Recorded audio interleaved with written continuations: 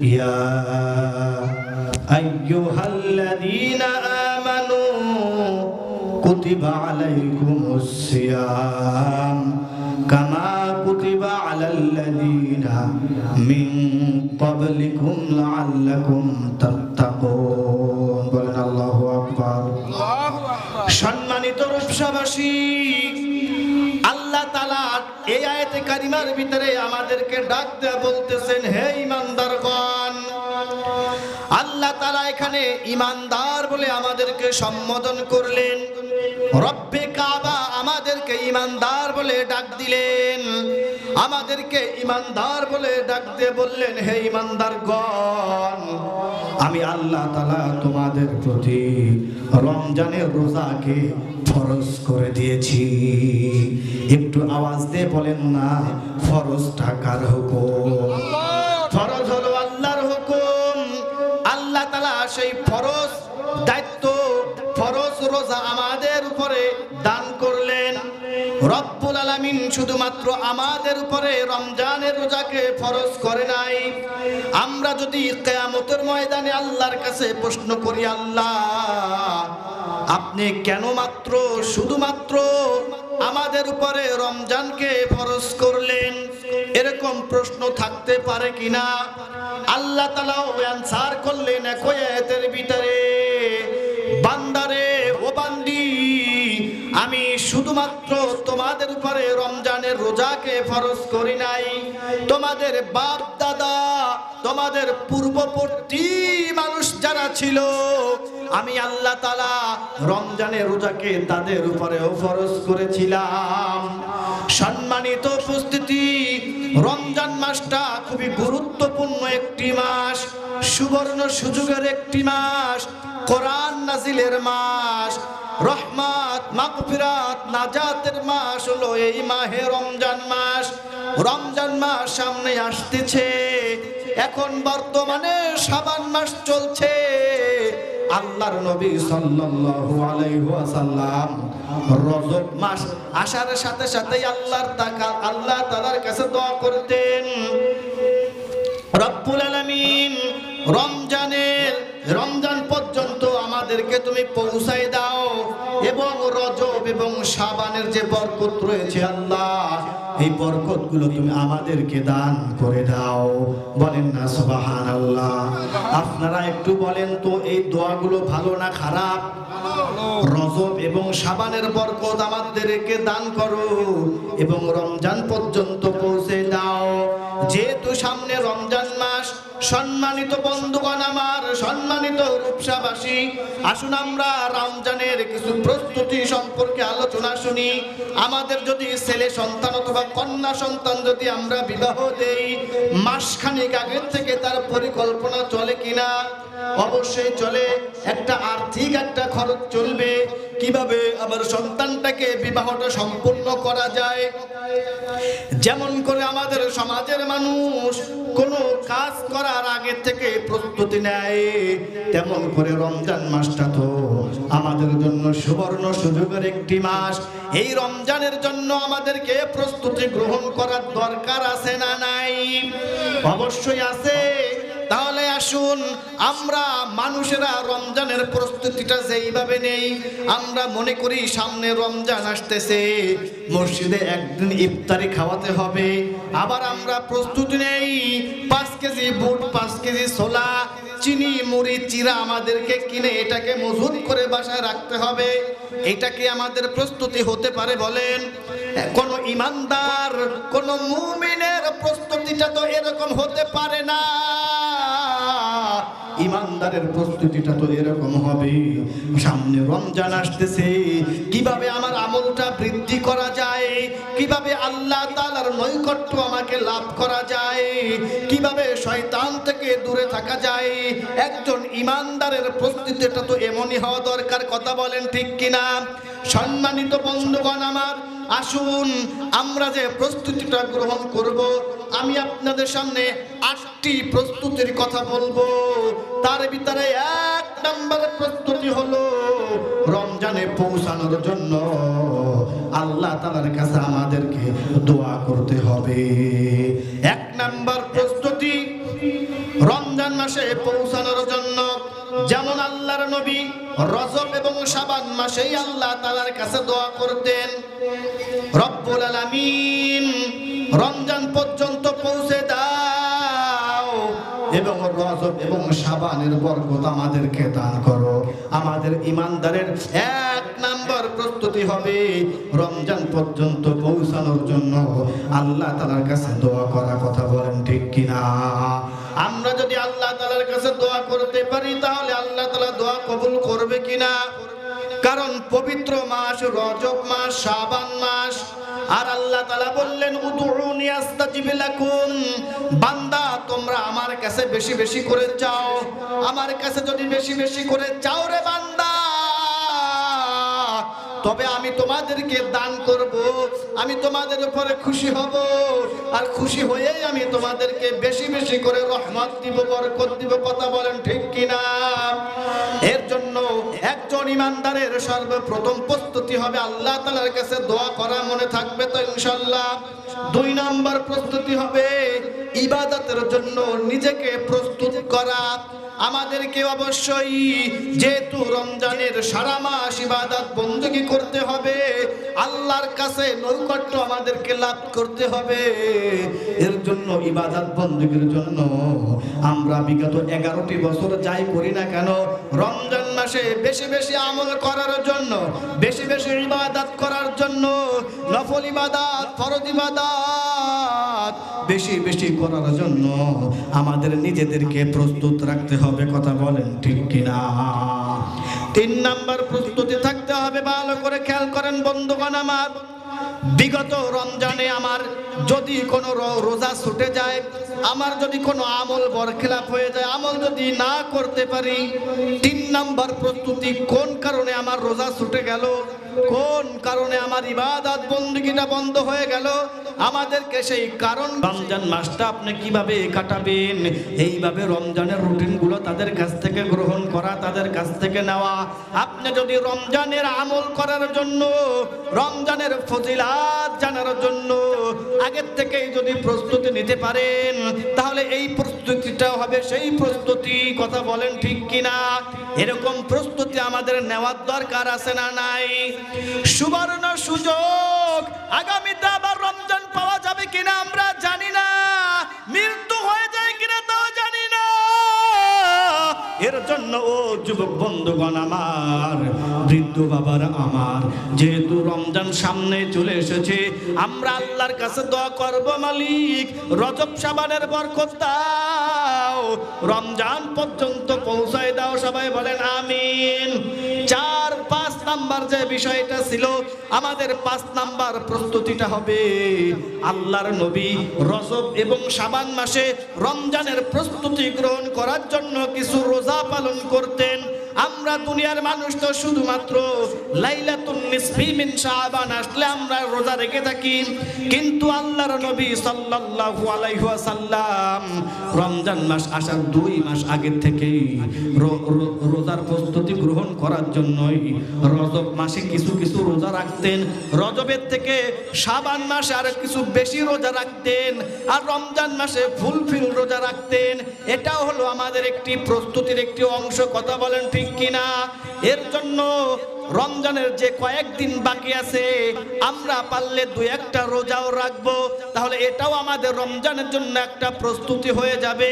আর এই রোজা রাখলে সওয়াব আছে না নাই? এটা তো বিনা সওয়াবে আপনি তো রাখবেন নাকি? রোজা রাখলে তো আল্লাহ তাআলা অবশ্যই আমাদেরকে সওয়াব দান করবেন। কথা বলেন ঠিক কিনা? সম্মানিত উপস্থিতি, আমি 8টি প্রস্তুতির কথা বলেছিলাম, এর ভিতরে 5টি প্রস্তুতির কথা বললাম।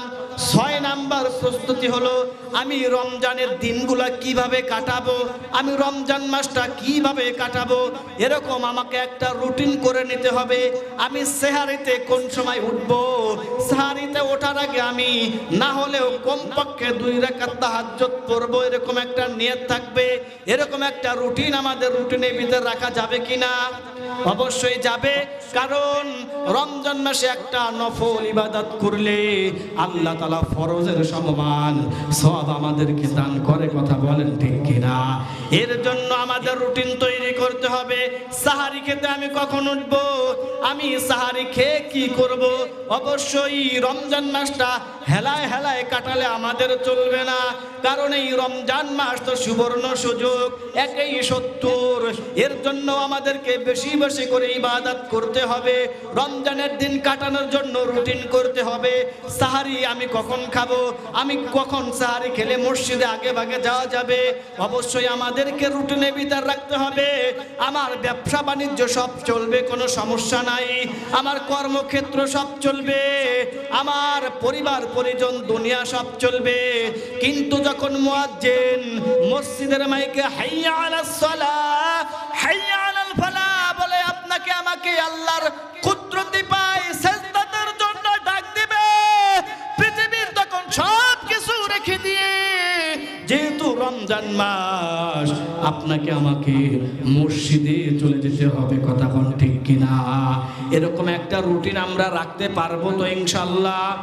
এবার আসুন 7 নম্বরে আমরা যে বিষয়টা জানবো, আমাদের 7 নম্বরের বিষয়টা হলো রমজান মাসে কোরআন পড়ার একটা সময় আমাদের বের করতে হবে।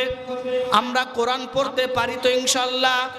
আমরা সারা বছর যদি কর্মের ভিতরে ব্যস্ত থাকি, ব্যবসা বাণিজ্য নিয়ে ব্যস্ত থাকি, অবশ্যই রমজান মাসে আমাদেরকে এই কোরআনটা আমাদেরকে একটু তেলাওয়াত করতে হবে।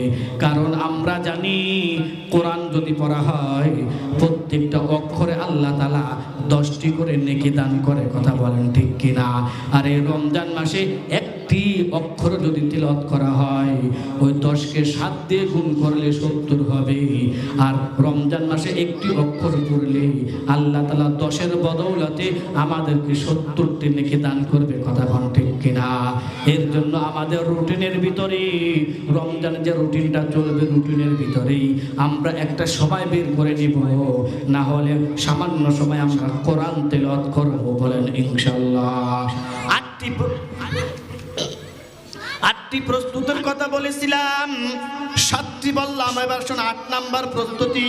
আমাদের 8 নাম্বার প্রস্তুতিটা হলো, যেমন ধরেন আমরা ইফতারির সময় কিন্তু আমরা দুনিয়াবি কাজে ব্যস্ত হয়ে পড়ি, সাহারির সময় আমরা দুনিয়াবি কাজে ব্যস্ত হয়ে পড়ি। কথা বলেন ঠিক কিনা? ইফতারির সময়টা খুবই মূল্যবান একটি সময়, সাহারির সময়টা খুবই মূল্যবান একটি সময়। সাহারির সময় আল্লাহ তাআলা দোয়া কবুল করে। এর জন্য তাহাজ্জুদ, কমপক্ষে 2 রাকাত তাহাজ্জুদ পড়েও দোয়া করে আমরা সাহারি খেতে বসবো।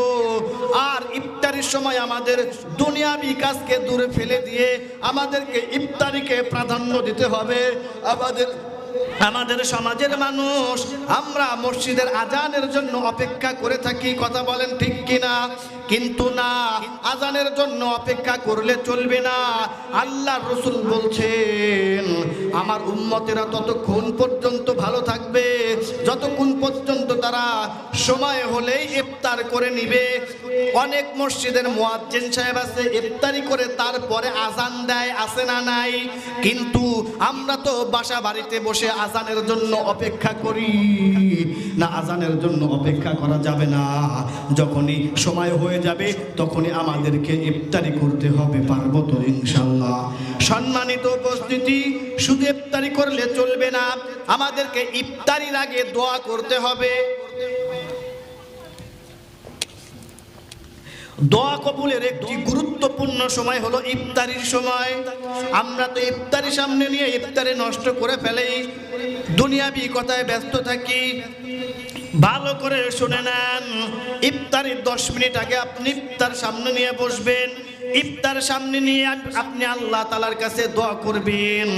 আপনি যতই দোয়া করবেন, বক্তা আসুক, আপনি যতই দোয়া করবেন অবশ্যই আল্লাহ তাআলা দোয়াকে কবুল করে নেবে।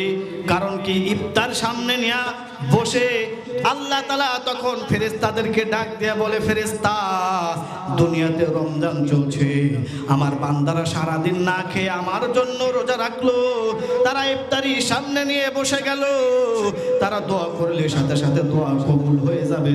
সবাই বলেন আলহামদুলিল্লাহ। তাহলে ইফতারির সময় আমাদের সময়টা হেলায় হেলায় কাটালে চলবে নাকি? অবশ্যই যতই দুনিয়াবি কাজ থাকুক না কেন, দুনিয়াবি কাজকে প্রাধান্য না দিয়ে ইফতারি সামনে নিয়ে বসে আমরা আল্লাহর কাছে দোয়া করতে পারবো তো? এবার আসুন 8টি প্রস্তুতির কথা বলেছিলাম।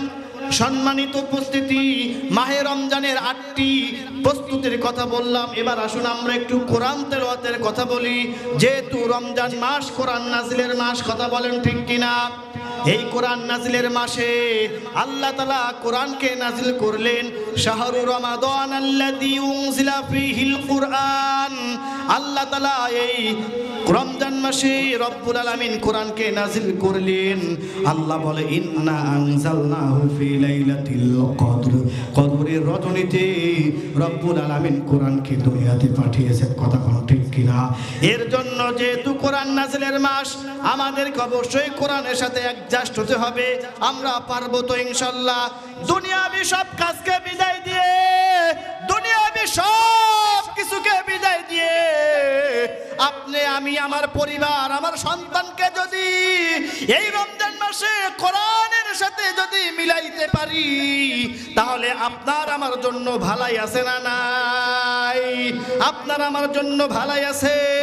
যারা কোরআন পড়তে পারেন না, মসজিদের ইমাম সাহেবের কাছ থেকে সামান্য সামান্য করে কোরআন তেলাওয়াত শিখে নেবেন, এটা আপনার আমাদের জন্য ভালাই রয়েছে। সম্মানিত উপস্থিতি, আমি সংক্ষিপ্ত আকারে আপনাদের সামনে একটু বলতে চাই। রমজানে আমরা কয়েকটা বিষয় বর্জন করব। সেই বিষয়টি হলো, ও যুবক ভাই, যুবক বন্ধুগণ আমার, রমজানে যে বিষয়গুলো আমরা বর্জন করব, আমি সংক্ষিপ্ত আকারে বলে মেহমান চলে আসছে। আমরা যে বিষয়গুলো বর্জন করব, আমাদের 1 নাম্বার বিষয়টা থাকবে, আমরা মোবাইল থেকে বিরত থাকবো রমজান মাসে। পারবো তো ইনশাল্লাহ?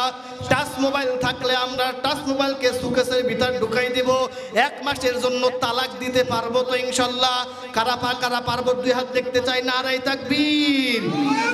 হাত কিন্তু আমার দেখালেন না, আল্লাহকে দেখাইছেন, যেন মনে থাকে। 1 মাস আমরা টাচ মোবাইলকে ডিভোর্স দিয়ে দিব। 2 নাম্বার বিষয়টি হলো, ইফতারির সময় আমরা দেরি করব না। ইফতারির সময় আগে ভাগে বসবো, আগে ভাগে বসে আল্লাহর কাছে দোয়া করব, ইফতারির সময় দোয়া করব। 3 নাম্বার বিষয়টি হলো, বিপরীত লিঙ্গের যেসব ব্যক্তিবর্গ রয়েছে, যুবক ভাই প্রেমিকার সাথে 1টি মাস কথা বলা যাবে না।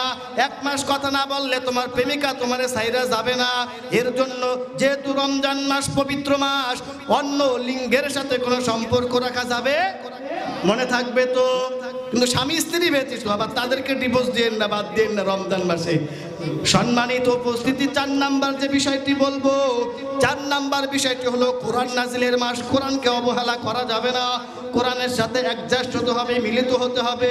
5 নাম্বার বিষয়টি হলো, অতিরিক্ত খাবার না খাওয়া। আমরা যদি অতিরিক্ত খাবার রমজান মাসে খেয়ে ফেলি, আমাদের ইবাদত বন্দিগিতে সমস্যা হবে, কথা বলেন ঠিক কিনা? এর জন্য বুঝে শুনে আমরা ফল ফলাদি খাবো। আমরা দরকার হয় গ্যাসের খাবারগুলো বাদ দিব, খাবার আমরা অল্প খাবো, যাতে আমাদের ইবাদতে ব্যাঘাত না ঘটে। 6 নাম্বার বিষয় হলো, তাহাজ্জুদকে মিস না করা। আমরা যেন তাহাজ্জুদকে যেন মিস না করি। প্রতিদিন কমপক্ষে হলো 2 রাকাত তাহাজ্জুদ যেন পড়ি, সবাই বলেন ইনশাআল্লাহ। 7 নাম্বার বিষয়টি হলো, জামাতের সাথে নামাজ আদায় করা। অবশ্যই ওই যে আগেই বললাম, দুনিয়াবি সব কাজকে বিরত রেখে আজান হওয়ার সাথে সাথে মসজিদে চলে যেতে হবে। রমজান মাস জামাতের সহিত 5 ওয়াক্ত নামাজ আদায় করতে হবে। 8 নাম্বার বিষয়টি হলো, আমার যে বাবারা ধূমপান করে, আছে না নাই? অনেক বাবারা আছে ধূমপান করে। 1টি মাস আপনি ধূমপানকে বর্জন করুন, এটা আপনার শরীরের জন্য ভালো হবে, পরিবারের জন্য ভালো হবে, আপনার ইবাদতটাও ভালো হবে। হবে কি হবে না বলেন? এর জন্য 1টি মাস আপনি অন্য মাসে খান বা না খান আপনার ব্যাপার। আপনার কাছে সন্তান হিসেবে বিনীত অনুরোধ থাকবে, বাবা, যুবক ভাইদের প্রতি অনুরোধ থাকবে, ছোট্ট ভাই হিসাবে 1টি মাস ধূমপানকে বর্জন করতে হবে। পারবো তো ইনশাআল্লাহ? 9 নাম্বার বিষয় হলো, সাহারি মিস না করা। সাহারির ভিতরে বরকত আছে, আছে না নাই? অবশ্যই আমরা অল্প কিছু হলেও আমরা সাহারি করে নেব, সাহারি করে আমরা রোজার প্রস্তুতি গ্রহণ করব। আল্লাহ পাক রব্বুল আলামিন আমাদের সকলকে যে বিষয়গুলো আপনাদের সামনে উপস্থাপনা করলাম সংক্ষিপ্ত সময় রব্বুল আলামিন আমাদের সকলকে মানার তৌফিক ইনায়েত করুক। সকলে বলেন আমিন।